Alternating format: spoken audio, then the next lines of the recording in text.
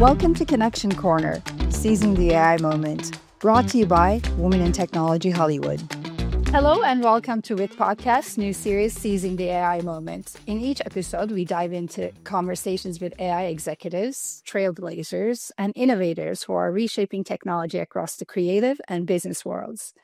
I'm your host, Filiz Bahmanpour, board member at Women in Technology Hollywood and head of media and entertainment practice at Talent Technologies. I've led product development and business transformation at NBC Universal Theme Parks, and Nielsen Grace Note. And along the way, I even shared an Emmy with the SNL crew. Today, we're diving into how AI is revolutionizing beauty, from personalized skincare to AI-powered fragrance design, and what it really means for the future of beauty tech. Sowmya Gottipati, a global technology executive, has been leading digital transformation in the beauty, media, and telecom industries, bringing AI-driven innovation to the forefront. She's seen firsthand how AI is reshaping everything from product development to supply chain to customer experiences. Sowmya, welcome. Thank you, Feliz. Thank you. It's such a pleasure to be here with you today.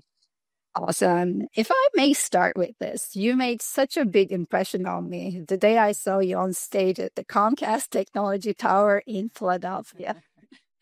I think you were fairly new to the role, but I'm glad that we kept in touch since then. Yeah, I really enjoyed working with you for a few years back then. Yeah, and I'm glad we kept in touch since then. Wonderful. You're now leading a cutting-edge technology work at Estee Lauder. Prior to that, as we spoke, at Comcast and NBC Universal, and prior to that at AT&T. But let's rewind. Was technology and AI always the plan from the beginning for you? Give us the highlights of your career journey to here and your current role and your goals. Let's just say my career path didn't come with a GPS.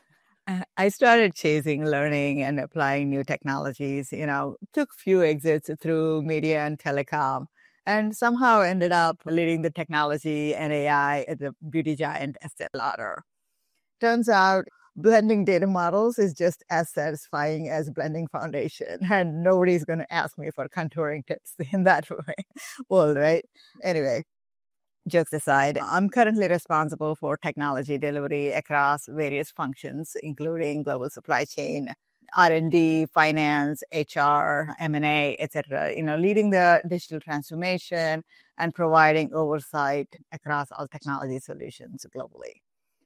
But if I look at my career journey, I joined AT&T Bell Labs right after school. And while I was at AT&T, I, held different roles. I started as a process engineer and then moved on to support IP networks, MPLS, VPN, rolling out those kinds of networks for enterprise customers. And then voice over IP network. And then just before I left AT&T, I was responsible for cloud infrastructure services.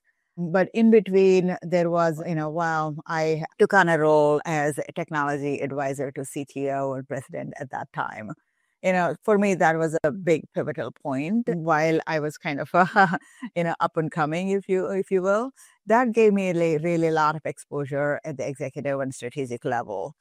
So that helped me think through what's important, how to think about it strategically, what matters for a corporation, that kind of exposure. It was very valuable experience for me. Then I moved on to, moved to NBC Universal. I joined to lead innovation and emerging technology team. So they're really looking at all the new technologies such as augmented reality, virtual reality, Internet of Things, blockchain, AI, so on and so forth. Working with all the different business groups within NBC Universal. That's where I really got into AI. I think that was my first foray into it. And also for AI at that time, it was just the beginning with all the natural language processing, computer vision, all the advances in those two areas primarily at that time.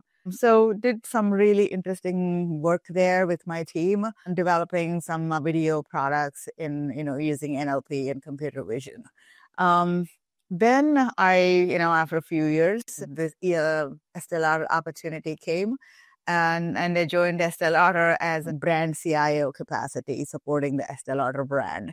And I was really focusing on consumer experiences. How do we infuse advanced technology into consumer engagement? As part of that role, also, there was quite a bit of AI work that I've done. One of the main products in those days was like virtual try-on, where you can virtually try on lipstick and foundation, etc., without actually putting on, you can try 30 lipsticks in 30 seconds, which is a very powerful way to try different shades and all that kind of stuff, foundation, and we expanded that to skincare as well. So very interesting work there. And then a couple of years later, I moved into supply chain role, and now I have I also have R&D, finance, other teams as well. Now we're looking at leveraging AI in a much bigger fashion, from like impact perspective. Our company recently announced Beauty Reimagined, bold strategic vision to restore our company's sustainable sales growth, also achieve stronger profitability. So we strongly believe that AI can help accelerate some of the transformations underway and also play a role in further strengthening our resiliency. We're really doubling down on leveraging AI wherever we can in many different areas, from employee experience to, empowering employees with the Copilot Studio and all of that. And some of the areas where AI playing a consumer experience, how we are enhancing our consumer experience with technology. And like I talked about, virtual try-on for various makeup and skincare applications, as well as, some of the other stuff. Like one of the things that we recently rolled out is a Trend Studio. It's really to identify relevant trends that are popping up in the marketplace and quickly react to those and say, okay, how do we match our products to those trends and market those? For example, if a trend is vitamin C, if consumers are talking about consumers vitamin C, then we can quickly look to see which products that we have that offers vitamin C and the benefits. Immediately, we can actually, market that product and offer that to our consumers. So that kind of agility, and that's where, we're applying AI to be able to deliver those kinds of services. And of course, personalization, very important area, which we can talk in a bit.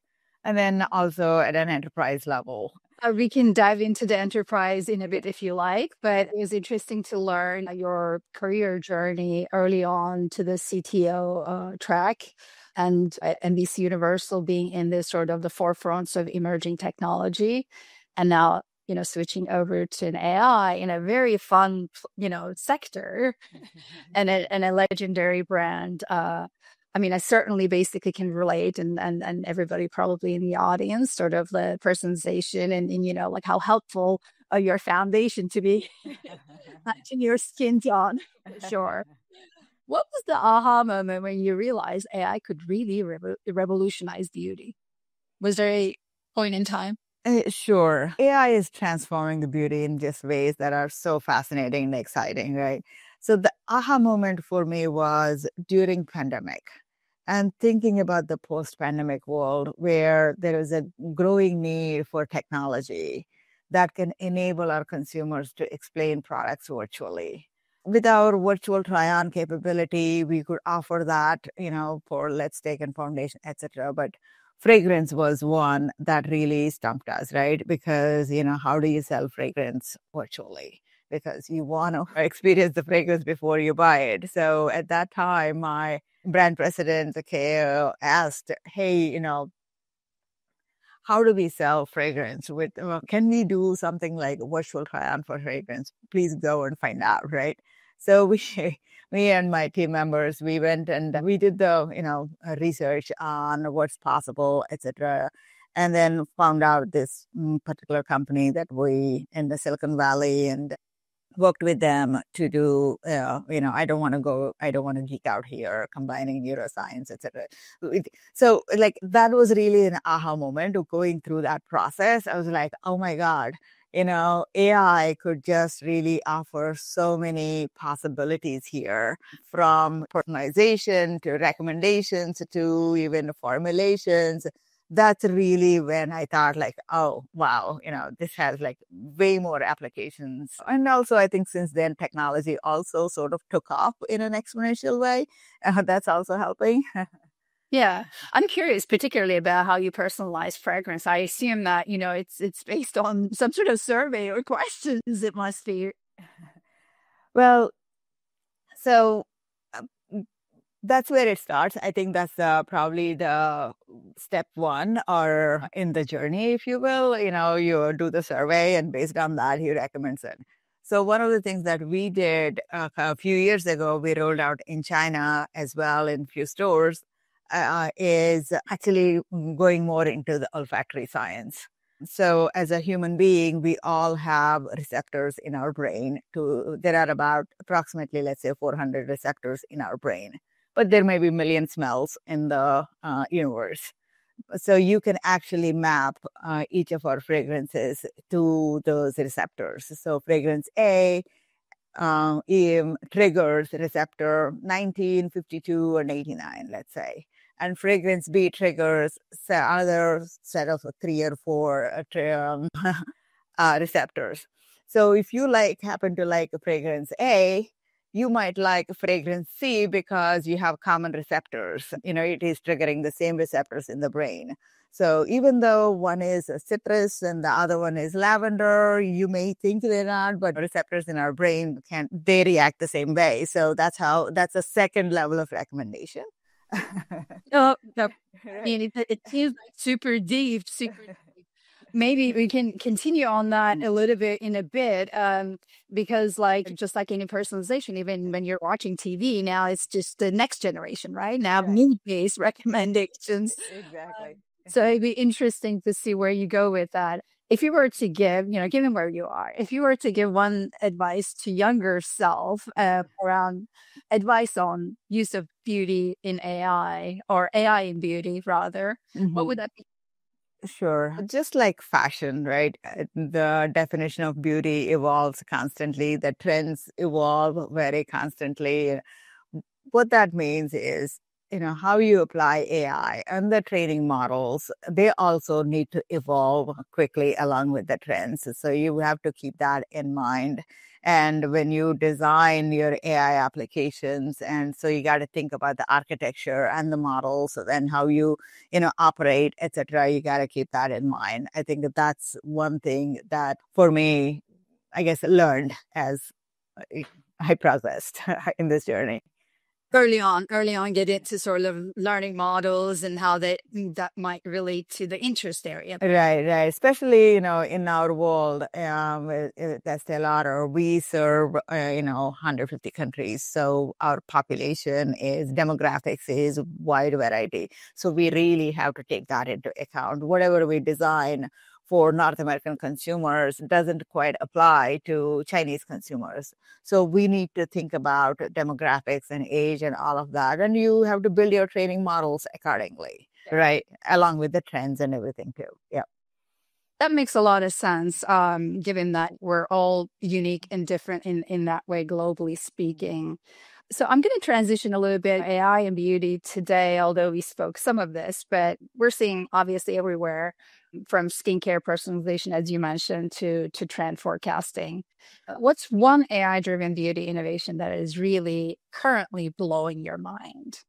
I think probably the fragrance area is really what's personally, I think that's because it gets really deeper. And yeah, that's what actually fascinates me. Everything else is more or less, it's been there for a while, but the fragrance is, I mean, it's a lot of it is actually happening as we speak, not just recommendations. 2, 3 years ago, you used AI for recommendations. Now you're getting into creating new formulas, new formulations, and discovering new ingredients and all of that.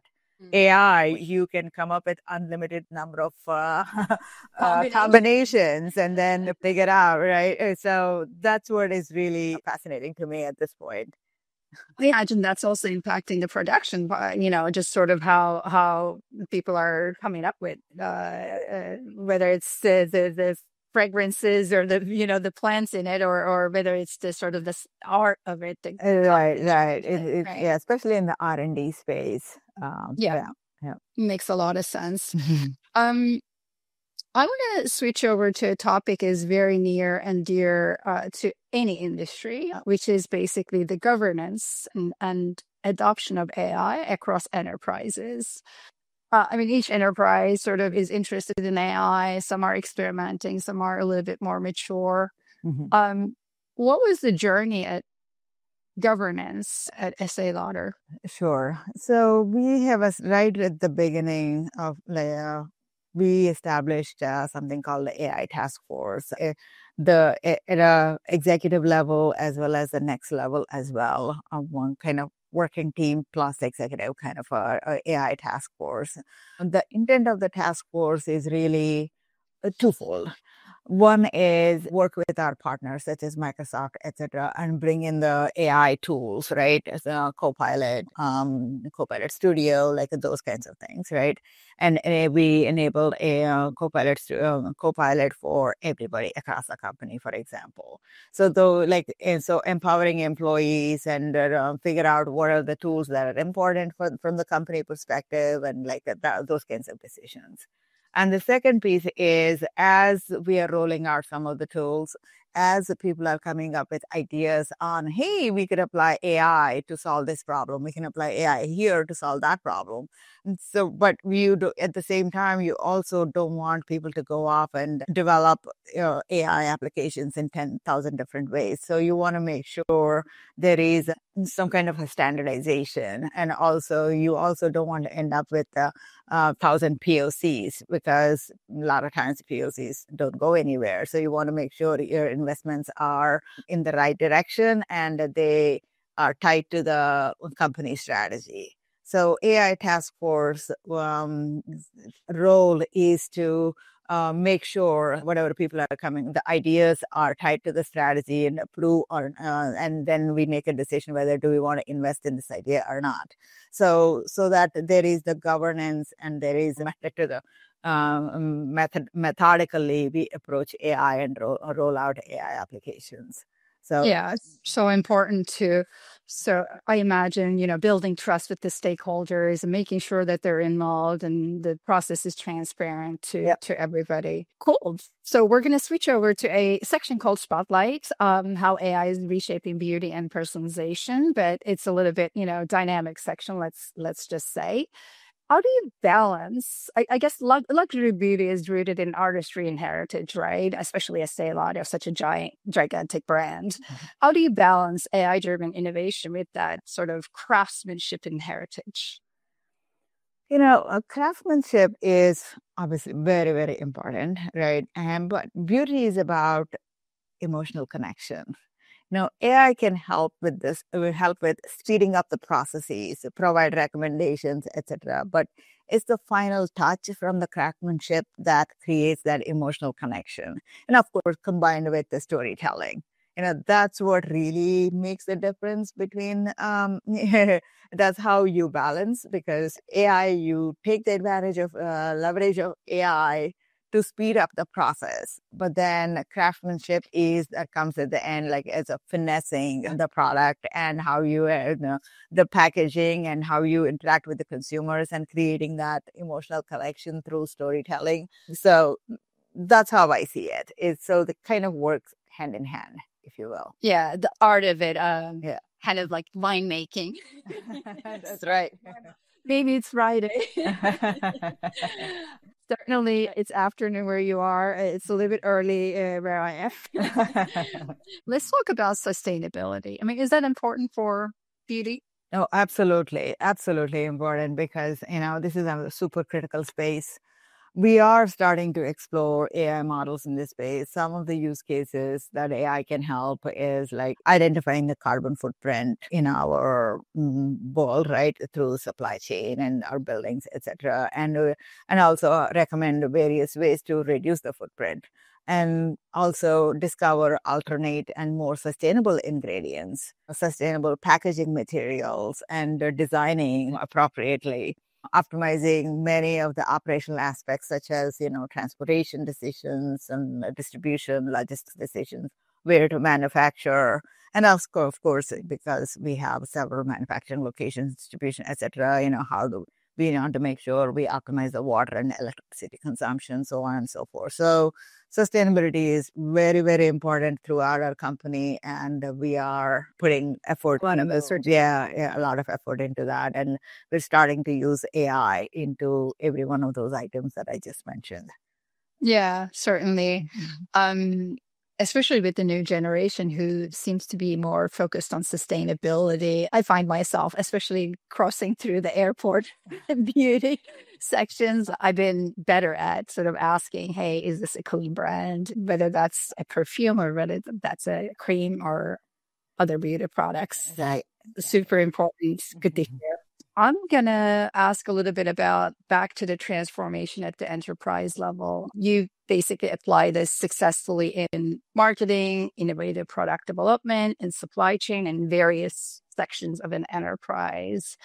Where do companies can or do get wrong? Is there a sort of a no-no piece to this? Just so we can learn from your experiences as well. I think the understanding of AI and its potential applications and benefits, have evolved significantly in the last year or two, right? Awareness is certainly there across the board these days. But when it comes to adoption and execution, that's where things differ from company to company. Several things to consider. The first thing is it has to be part of the company strategy. It has to be part of a business unit strategy. It has to be part of individual team strategy. I think that is very crucial for leveraging AI to drive the real transformation in the company. Without that, things will remain as, proof of concepts and a few experiments here and there. But the entire company from top to bottom should be part of your main strategy. And the second part is data. As you know, AI is all based on data, right? And that data needs to be accessible, connected, accurate. But at times it feels like a daunting task to connect all the data sources. Accessing to clean and accurate data. Everybody complains, we don't have accurate data and the data is everywhere. It just feels like daunting, big corporations. But what I learned is don't wait for this perfect data to be available. You will never have 100% accurate data and you never have all the data connected. Just get started with one area and chip away at it with few use cases at a time. Once you build the momentum, you'll see the flywheel effect. So that's how I see it. That's a great advice. I think just getting support from across the organization, as well as, having some governance we talked about, but just identifying those key use cases and moving along is way to go, I think, too. So thanks for that tip. Okay, we're coming to a really fun section, and it's simple. Yes or no answer. You've given really detailed and really good answers up to this point, so I really appreciate it. Maybe this is your rest moment, all right? So we call this quick fire, yes or no. Will AI predict the next viral beauty trend before it happens? Yes. Are AI-generated beauty influencers the future? I think that they have a role in the ecosystem, just like anything else. Okay, so there's some experimentation there. Is AI-powered skincare truly personalized or still one size fits all? It is truly personalized. And also it depends on the, a type of... We chopped extensively. Yeah, right. Just as a normal. All right. All right. Hot takes. This is this section that you can sort of expand upon if you want to. If you want to, bold predictions and rapid fire reactions. All right. Fast paced.